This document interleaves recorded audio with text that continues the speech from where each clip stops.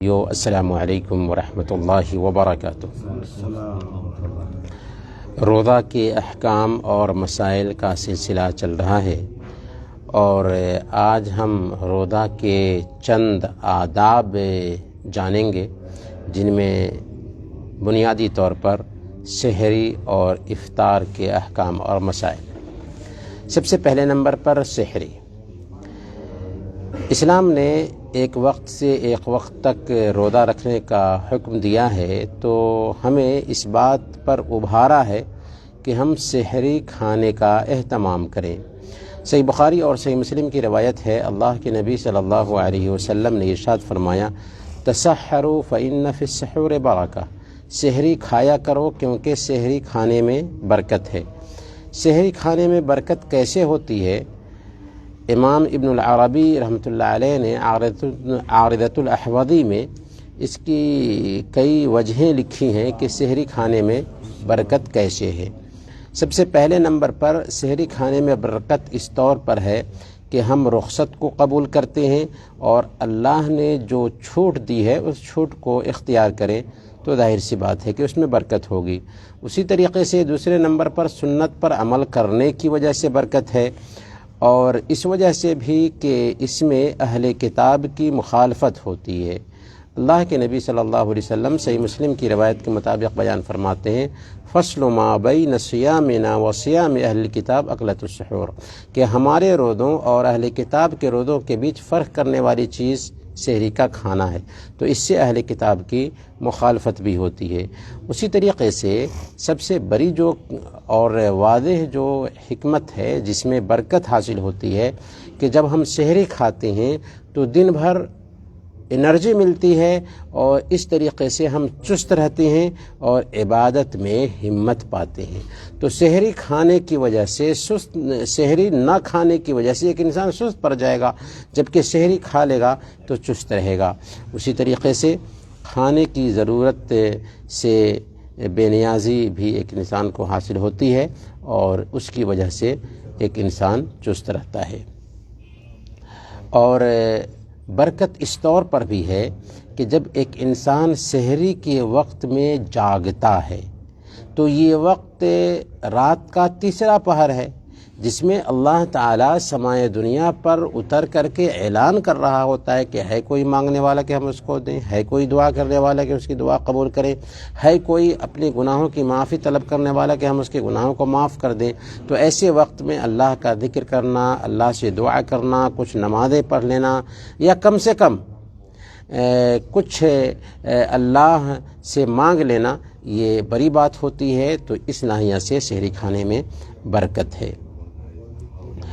سحری میں تاخیر ہونی چاہیے، چنانچہ صحیح بخاری اور صحیح مسلم کی روایت ہے، حضرت انس رضی اللہ تعالی عنہ نے زید بن ثابت رضی اللہ تعالی عنہ سے پوچھا تھا کہ اللہ کے نبی صلی اللہ علیہ وسلم سحری کھاتے تھے تو سحری اور نماز کے بیچ کتنا گیپ ہوتا تھا؟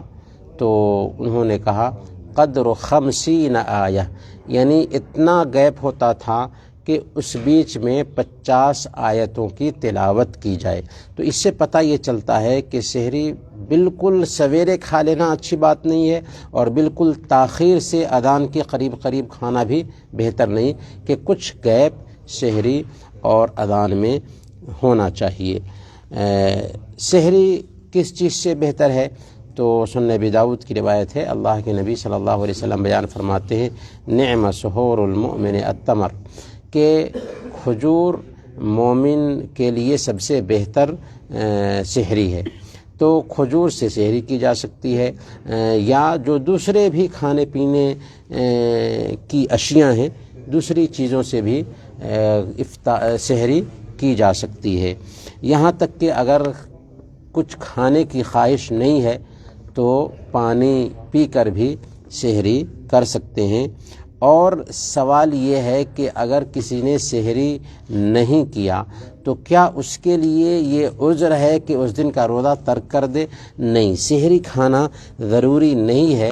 اس لیے اگر کوئی آدمی نہیں جاگ سکا، سحری نہیں کر سکا، پھر بھی اس کے لیے اس دن کا روزہ رکھنا ضروری ہے۔ ہاں، اگر غشی طاری ہونے لگے، بے ہوشی طاری ہونے کا ڈر ہے تب وہ اس دن وہ روزہ اس وقت کھول سکتا ہے جب کہ ایسی کیفیت ہو جائے، ورنہ سحری نہ کھانے کی وجہ سے روزہ نہ رکھنا جائز نہیں ہے۔ تو یہ تو سحری کے بارے میں تفصیل رہی۔ اب افطار کے بارے میں جانتے ہیں۔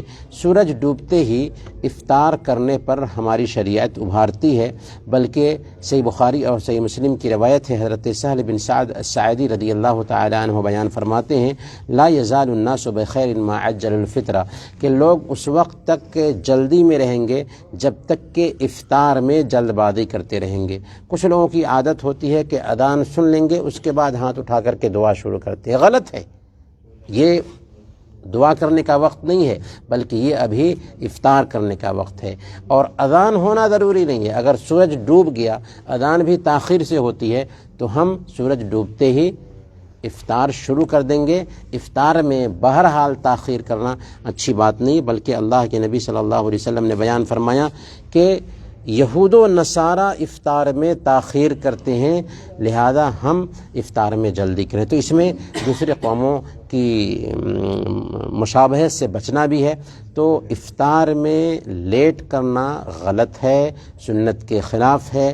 اذان سنتے ہی افطار کرنی چاہیے۔ ہاں، افطار سے پہلے دعا کرنا بالکل اچھی بات ہے، خاص طور پر اس وقت جب کہ ایک انسان کے اندر انکساری ہوتی ہے، تدلل ہوتا ہے، اور ایک انسان کھانے کا محتاج ہوتا ہے۔